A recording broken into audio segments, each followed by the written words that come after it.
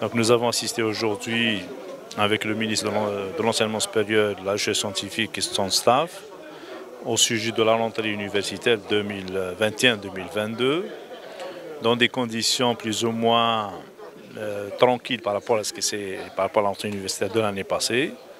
Donc nous avons abordé le sujet de la rentrée universitaire, des inscriptions, de la qualité de l'enseignement et aussi sur la nécessité de réussir cette campagne vaccinale pour les étudiants, puisque nous comptons entre enseignants et étudiants quand même une population de 2 millions de personnes adultes. Ça va nous permettre de protéger l'environnement universitaire, de protéger nos étudiants, notamment en sciences médicales puisqu'ils se déplacent au niveau des hôpitaux. Et ça va nous permettre aussi de protéger notre population pour éviter que ce soit une source aussi de contamination.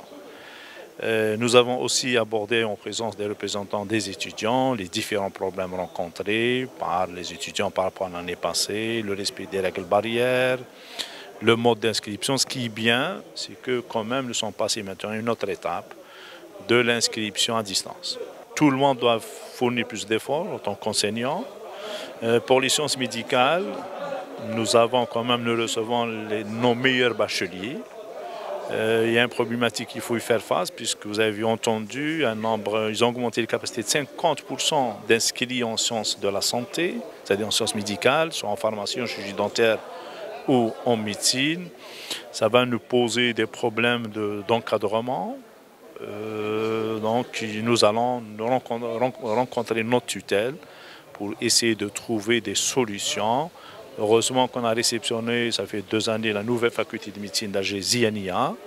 Et nous aussi, nous avons soulevé les problèmes des facultés de médecine au sud, notamment les problèmes rencontrés par les enseignants. J'ai soulevé en matière surtout de logement et des conditions de travail sur le plan pédagogique ou sanitaire.